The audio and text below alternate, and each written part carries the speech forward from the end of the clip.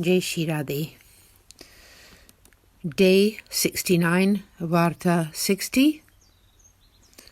Shri Vallabhadi Shikije, Sab Vaishnav Kuje Shri Krishna.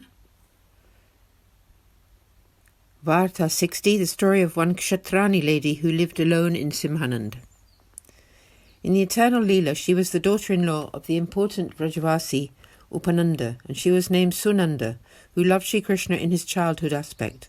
She was born into a Kshatriya family in Simhanand. She was married off when she was 11 years old, but her husband died of smallpox 1 month later. She stayed at home doing all the housework. When she reached 30, her parents also died. She had one brother and they got on very well, but she did not get on with the brother's wife. Therefore the Kshatrani moved to another house. Her brother asked her why she wanted to live separately, and she explained that constant friction was not good. I am staying separately, but I am still under your command. I will do as you asked. Her brother gave her 100 rupees for her expenses, but she said she already had enough for everyday expenses, but she would take from him later when she needed to. The brother said, "My business is going well at the moment. Who knows what might happen later, so please do accept this money now." She did so. There were 2 ladies, a mother-in-law and her daughter-in-law, who were disciples of Sri Acharyaji and who lived in Simhanand. The Kshatrani started to visit them regularly. One day she requested them to give her some service. The 2 ladies told her that they would only be able to accept her service if she became a disciple of Sri Acharyaji. She said that since Sri Acharyaji was there at the time, would they please get her initiated. Then Sri Thakurji, whom the 2 ladies served, said to them that Kshatrani was very skilled in making embroidered flowers, and he asked them to have her embroider his upper garment for him to wear.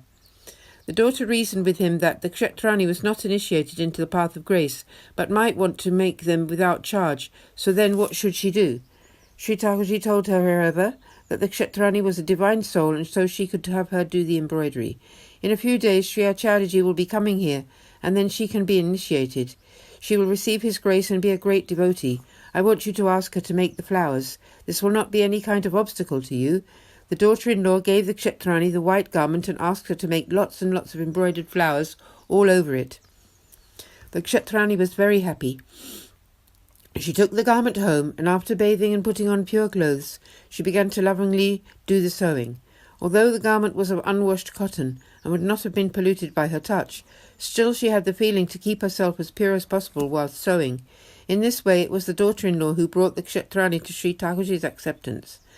That night Sri Thakurji appeared to her in a dream and told her that he had accepted her through her embroidery service, and that when Sri Acharyaji came there in a couple of days, she should bring the Swarupa that was in her brother's house and begin to serve him.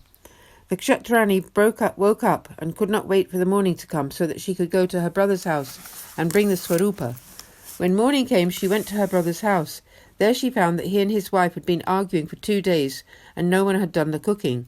Her brother asked her why she had come, and she replied that she was feeling lonely where she was living by herself, and that she would now like to take his Sri Thakurji over there and begin to worship him. Her brother was most pleased and told her that because of the strife in the household, their Sri Thakurji had been hungry for 2 days. "Please take him," he said. The Kshatrani asked her brother to give her the Sri Thakurji with his own hands so that his wife would not object. He bathed and handed her Sri Thakurji. She was so happy and took Sri Thakurji home, cooked and fed him nicely. Then she partook of the Mahaprasad. After some time, when Sri Acharyaji came to Taneshwar, the daughter-in-law suggested that she accompany her on her visit to see him. The Kshatrani told her that she had her brother Sri Thakurji at home and that she would like to bring him along with her. The daughter-in-law told her to go quickly and fetch him. The 2 ladies went to Taneshwar together. They bowed to Sri Acharyaji, and then the daughter-in-law told him the Kshatrani's whole story and asked him to initiate her. Sri Acharyaji said, "I know. Sri Thakurji has himself already graced her. He instructed the Kshatrani to go and bathe in the Saraswati river, which she did. And so Sri Acharyaji initiated her with the Lord's name and Brahma Sambandha. He then bathed the Sri Thakurji in the 5 nectars and gave that Sri Thakurji the name of Sri Namanit Priyaji, Krishna who loves butter, and then handed him over into the Kshatrani's responsibility. Apply yourself lovingly to his service, he said. The two ladies then took their leave from Sri Acharyaji and returned to Simhanand, where they applied themselves to their service. After only 4 days, because of the quality of Kshatrani's love for him, Sri Thakurji began to grant her his direct experience. Part 1. The Kshatrani's money ran out and she was destitute. Between her Seva times she would spin cotton and she subsisted on the income from that. When the farmer's wife used to come by the house to sell vegetables, fruit or nuts, etc., Sri Thakurji used to call out, "Oh, ma'am, the vegetable seller has come. Please get me something." Kshatrani would buy a little bit of all the varieties. When the fruit seller arrived there, he would say, "Look, the fruit lady is here. Please get something for me." She would spend her last penny to get all different kinds of items. The vegetable seller lady thought to herself that the Kshatrani's son must be very dear to her, because she never let him outside where anyone could see him or cast an evil eye on him. She would come to the Kshatrani's house first on her round. She earned a lot of money in the village, so first of all she would come to her, call out several times, and give her a little of each of the varieties. The Kshatrani offered raw things as well like cucumber, etc., also fried and roasted and otherwise cooked vegetables. In this way the Kshatrani could always offer little bits of all kinds of things with great love. If on any occasion the vegetable seller walked past the house at a distance, then Sri Thakurji would call out from the door, "Please come quickly, my mother wants to buy some things from you." Hearing his lovely voice, she would come running, but Sri Thakurji went inside after calling her.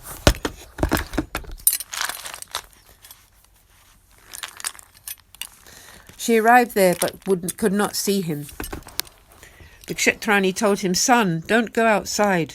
Someone will look at you with an envious eye." Sri Thakurji said back, "If she leaves them, then how will you get the vegetables from her? How will you feed me?" She replied, Oh, my son, other vegetable sellers will come, but you should not run outside. The envious eye of the villagers may fall upon you." Sometimes the seller would come by and the Kshatrani would not hear because she was busy in Seva, and then Sri Thakurji would come and argue with her like an ordinary child. "Look, the vegetable seller has come and gone. What will you feed me? I will not eat without vegetables." The Kshatrani would reassure him, "Don't worry, other vendors will come. I will buy from them. If they don't come, I will go to the shops and get some for you. Don't worry, be happy." Sri Thakurji would climb up on her shoulders and pester her, saying, "When will you bring them?"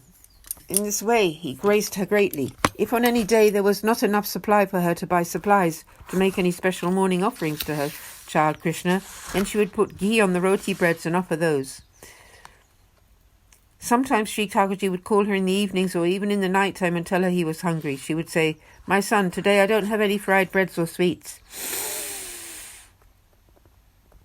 I only have breads." Sri Thakurji asked her to roll up the rotis with some butter and a little sugar. The Kshatrani would then break up the breads, add ghee into them, and roll them in powdered sugar and feed him little portions directly into his hand. He would chew them like a little child. He would then drink some water, eat a pan leaf, and then take rest. Kshatrani was then peeved that she had not managed to make his favourite offerings that day because she didn't have any money. She wondered whether she should borrow some to buy the supplies. "My lord is eating dry bread at night," she thought. One day she got up early and borrowed a 1/4 kilo of ghee and sugar. She had some flour at home, so she used all of these to prepare some fried offerings.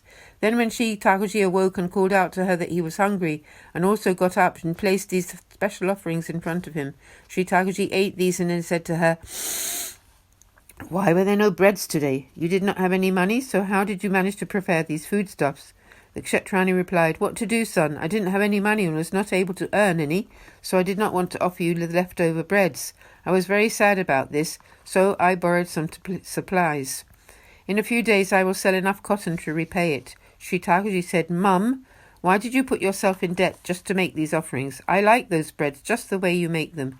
It is not at all good to be in debt. When the lender begins to demand his money back, then that is a lot of trouble. After today, do not borrow from anyone. I like the roti breads. Just spread a little ghee on them and offer them to me." From then on she did exactly that. She put up the price of the cotton that she sold and managed on that money. If there was no money left at all, she fed her beloved Sri Thakurji on the breads as he liked them. Bhav Prakash. Sri Thakurji was against her borrowing because a debt is as debilitating as death. The mind which should be engaged in the Lord's remembrance gets caught up in thought about the lenders. Until the debt is repaid, Seva brings no reward. That all goes into the lender. Therefore, Sri Thakurji advised this lady never to borrow. A question arises. She was so blessed that her Sri Thakurji used to speak to her directly like a child. And Lakshmiji, the goddess of fortune, is the Lord's maidservant. So why did she not give this lady any wealth? Because of her situation, she had nothing but bread to offer. Why was she not able to offer some lovely fancy preparations? After all, when Sri Thakurji came to Vraj, Lakshmi also came there. She was in the shelter of Sri Thakurji, as sung by the gopis in the Sri Gopi Geet, that Vraja shines all the more brightly by the presence of Sri Lakshmiji now. Why was she left penniless? To settle this doubt, it is said that Sri Lakshmiji is only the maidservant of Sri Thakurji, and can only do as he instructs. He did not want her to gain any wealth because it might change the direction of her attention. This might stop her devotion in the form of craving him from developing. Without money she was able to spin cotton, and her mind remained totally fixed upon her Lord. She would think, I have got just enough to make that particular preparation. My son is always eating simple bread, so now let me make a special effort to make a particular dish. In this way he kept her engaged in his thought by not granting her too much money. He gave her just enough to survive so that she never became proud of her wealth.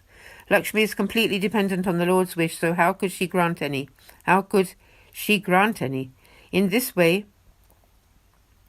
Sri Thakurji linked her fully into his love. He would play with her exactly as he wished. And again, why did Sri Thakurji ask to eat in the middle of the night?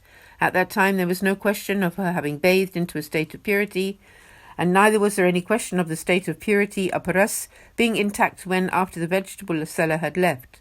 Sri Thakurji climbed up on the Kshatrani's shoulders. Where was the standard of aparas required in Sri Thakurji's temple?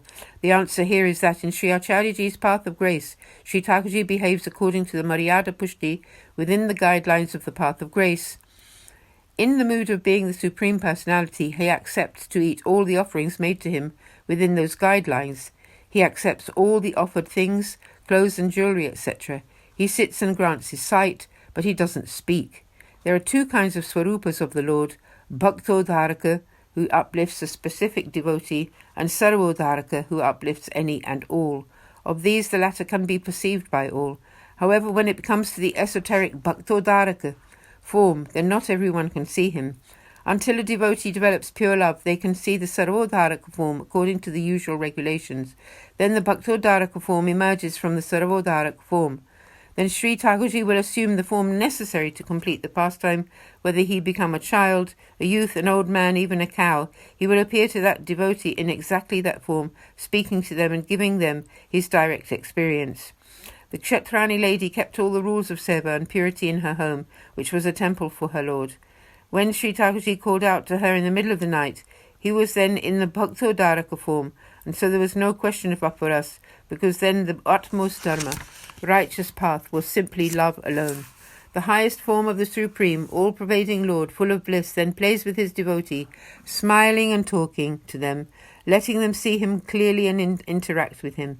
There is no possibility of keeping aparas at that time. Then there exists only love and affection. So this is the reason, and in the homes of Pushti Margi devotees, the Lord resides there in his Bhaktodharaka form and grants the Vaishnavas his direct experience. Knowing this, it is still necessary to keep the rules of aparas and Selvim according to all the rules and regulations. Otherwise, offences can be committed in the temple of Sri Thakurji. A Vaishnava serves by following the rules. However, in the state of reciprocal love, there is no need to heed any rules. Anything at all may please the Lord. In this state, nothing can get polluted by touch. Sri Thakurji is only hungry for love. What is the use of all these rules? However, if anyone neglects all the guidelines just on the strength of imaginary knowledge, then know them to be offensive and fallen. That Kshatrani was a great recipient of Sri Acharyaji's grace, inasmuch as Sri Thakurji spoke to her as if he were her child.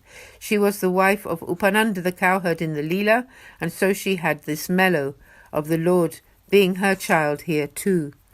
Thus concludes Varta 60, the story of one Kshatrani from Simhanand, although really there is no end to her tale. Shri Vallabhadesha ki jai, Shri Giriraj Dharan ki jai. सब वैष्णवों को हार्दिक सप्रेम सादर जय श्री कृष्ण। जय जय श्री राधे, जय जय श्री राधे।